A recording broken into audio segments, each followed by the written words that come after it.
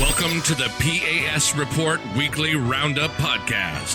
The P.A.S. Report provides an honest analysis on the critical issues that matter to you without the biased media filters. Here's your host, Professor Nicholas Giordano. Teachers Union Chief. Randi Weingarten claims an 8th grade teacher read The Diary of Anne Frank to her students, and she was fired for it. Nicholas Giordano is the political science professor at Suffolk Community College and joins me now. All right, Nicholas, it's your job to tell me what really happened with this teacher. Well, it's perfect timing because my son is in 8th grade and I just got him Diary of Anne Frank 2 weeks ago to read because I think it's an important story to hear about the horrors of the Holocaust as well as see it through the prism of Anne Frank. This was a graphic adaptation of Anne Frank's diary, and that's where it becomes a problem. When we look at it, the illustrations take away from the content. It weakens and cheapens Anne Frank. And these are 8th graders. They don't need a picture book to help them along. They're not in 1st or 2nd grade. They should be reading the content and using their brains to visualize what took place because that helps them to critically think. This whole controversy could have been avoided simply by using common sense. Why select The Diary of Anne Frank, a graphic adaptation, as opposed to the standard Diary of Anne Frank that most 8th graders will read? But Randi Weingarten distorted the story by simply saying The Diary of Anne Frank, she read it in class, she was fired. That completely distorts the story. Absolutely. And she's doing that on purpose to make it as if there's really book bans going on where they're trying to redefine what the word ban means. I mean, listen, all they had to do was pull this book from the students and just give them the regular Anne Frank book that we all read in 8th grade, and the problem would have been resolved. But Randi Weingarten is trying to elevate it to a bigger issue because they're fighting hard for all these books, this content that shouldn't be taught to children as the education system's collapsing. And that's the crazy part. You know, at Campus Reform, we've been reporting that our education system is in a lot of trouble. Students are behind where they should be. Logan Dubel just wrote a report for us where students can't write anymore. They can't critically think. 77% of Americans can't name more than one freedom in our First Amendment. And Randi Weingarten wants to focus on this as she destroyed the education system through the 2-year shutdown with COVID. I'm sure you saw this. I need your comment. Republican Senator John Kennedy read from several explicit books that he'd found inside public school libraries. The author of one of those books is responding. The author of the book Gender Queer said, and I'm quoting now, "Gender Queer is a comic and in full colour, but that doesn't mean it's for children. I originally wrote it for my parents and then for older teens who were already asking these questions about themselves. I do not recommend this book for kids." Even the author says it's not for kids, but it was in public school libraries. Parents have it so difficult today because our children are being inundated with explicit material day in, day out that's totally inappropriate. I mean, you know, there's a book called Lawn Boy where you have 4th graders, 10-year-olds, providing oral sex to each other. It is sick and disturbing, and they found that in public... Was that in a school library? Absolutely. It's been in public school libraries, and parents have complained and got them taken off the shelves. The amazing part is that when parents show up to school board meetings reading some of this material, the school board shuts them down saying, you can't read that here, it's totally inappropriate, but we're going to pretend it's okay for children to read these books? Yeah. You come read these passages on air. That's how explicit. And then the parents are branded as book banners. Correct. Which is not a good thing. And they're redefining the term ban. Yeah, what do you got? Even in classes that teach sexual education, you often have the option to opt your child out, which many parents do. But it was brought to my attention, what's the point? Because the kids who aren't opted out just tell your kids who were opted out about it anyway. So you can't get around it. I could see sex education as being something that might be okay in the schools. I mean, I can understand that. But the modern stuff about trans... well, that's what it gets into. That's my point. Oh, if it gets into the modern stuff. So many parents are opting out, but the parents of the children who didn't opt out are saying, it's not even worth it because they're all talking about it anyway after school. Is there any need to teach or even promote transgender stuff in schools? Well, and especially as they make it really explicit. I mean, you would blush if you actually read some of these passages. Yeah. And that's the thing. Our education system has collapsed. And we should be focusing on that. We should be outraged on that. These are the future leaders of this country, and they're getting shortchanged. Yet you have people like Randi Weingarten saying that it's all about book bans and we're just trying to, you know, get rid of books in the public school libraries, where, no, it's about inappropriateness. Nicholas, good stuff. Thank you. P.A.S. report listeners, our government is out of control. Criminal tax hikes, hyperinflation, a full-blown recession. It's part of a grand plan. The billions of dollars Biden keeps sending to the corrupt government in Ukraine, the trillions in new taxes he wants to shove down your throat, the electronic banking system crash that resets everyone to zero, checking accounts, saving accounts, 401ks, IRAs, all of it, zero. But you don't have to be a victim. Protect your money and get up to $10,000 in free silver to do it when you call Goldco. Goldco's helped protect over $2 billion in gold and silver for people like you and me. They're offering you up to $10,000 in bonus silver when opening a qualified IRA account just for being a supporter of the PAS report. So whether you want to protect 50 grand or $500,000 or more, this is your opportunity to protect yourself from our out-of-control government. Don't be a victim and call Goldco today. 855-656-0196, 855-656-0196, or go to goldco.com/PAS report.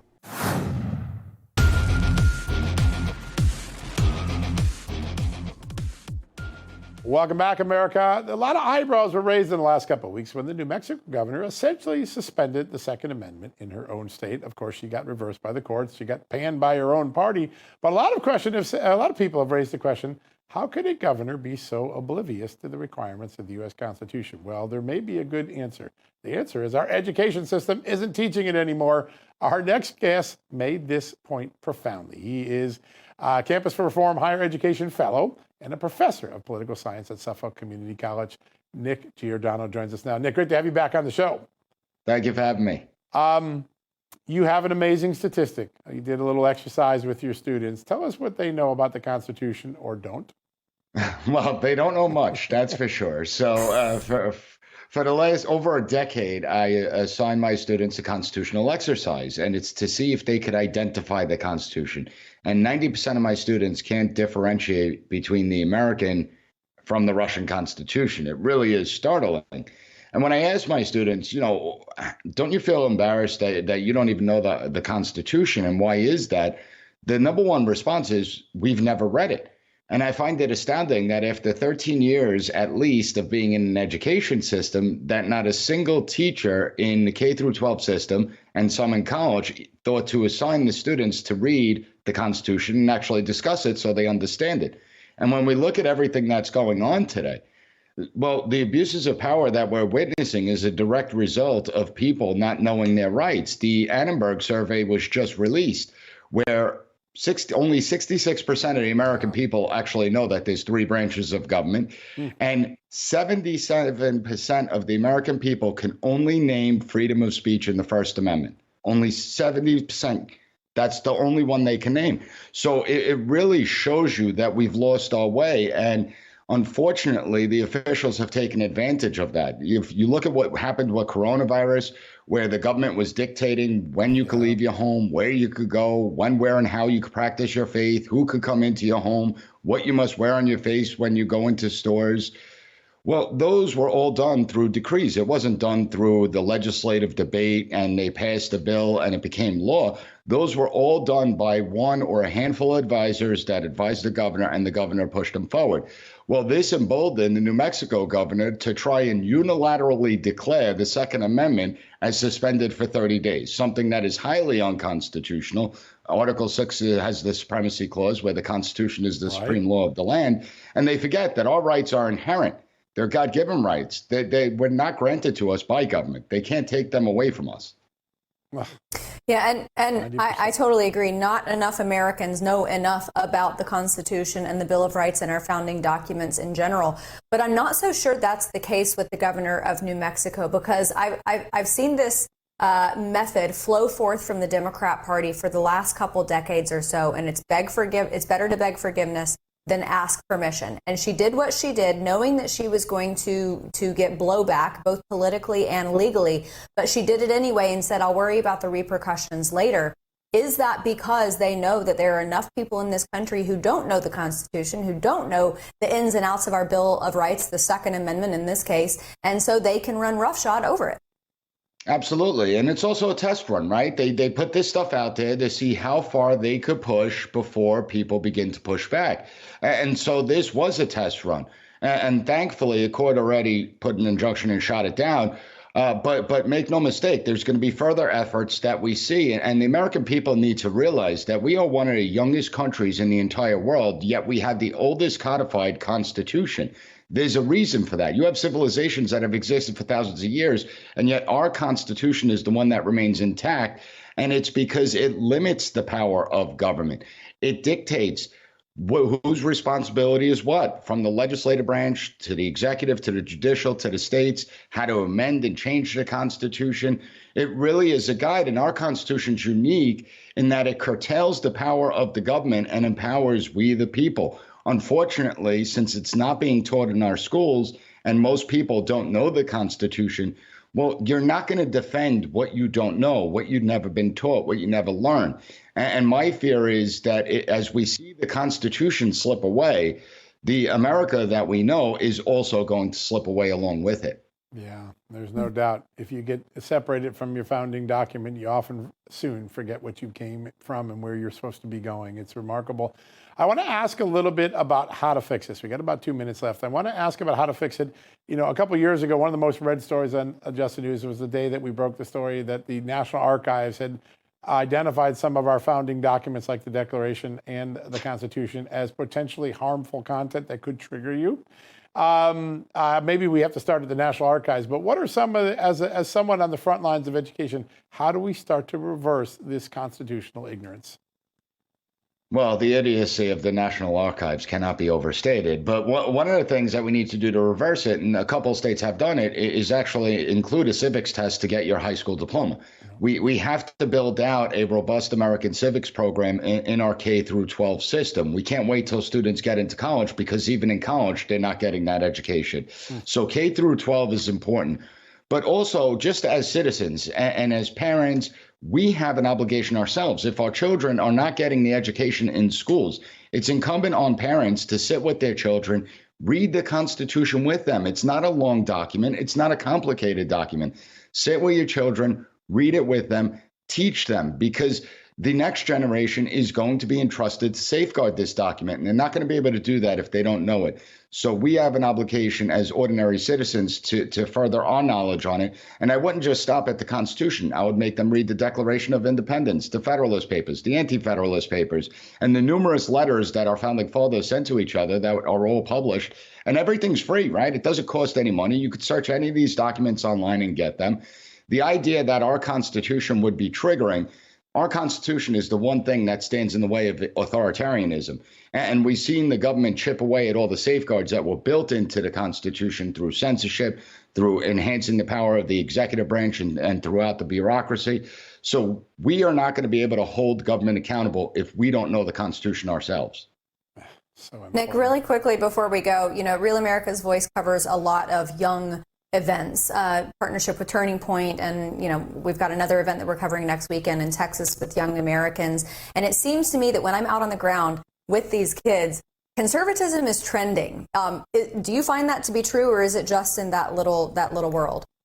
No, we're actually seeing that is true. And if you look at Gen Z, the numbers are showing that they are much more conservative than their millennials before them. Yeah. And I think the reason is they've bared the brunt of the coronavirus. And so that changed their view a lot. There's nothing like having freedom taken away to give you a greater appreciation for it. Nicholas Giordano, your students are so darn lucky to have you, and I can't wait to see that number of 90% go in reversal with the work you're going to do. All right, folks, we're going to take a quick commercial break. We'll be right back after these messages to start answering.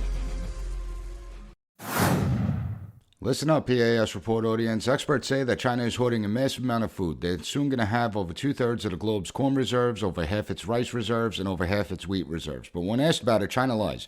And one expert says that they, of course, will never admit to doing something like that.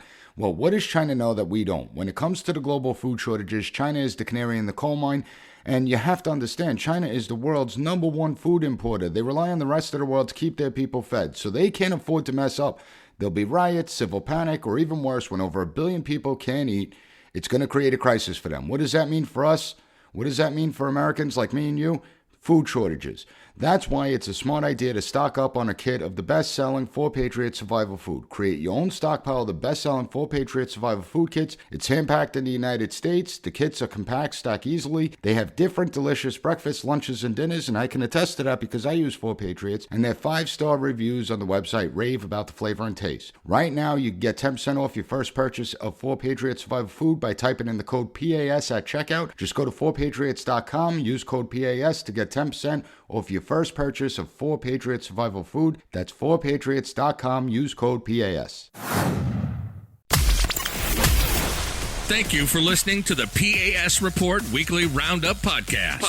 Have a good one. Bye. Be sure to rate, share, and subscribe to the podcast so you'll never miss an episode. Also, visit PASreport.com and follow us on Twitter at PAS Report.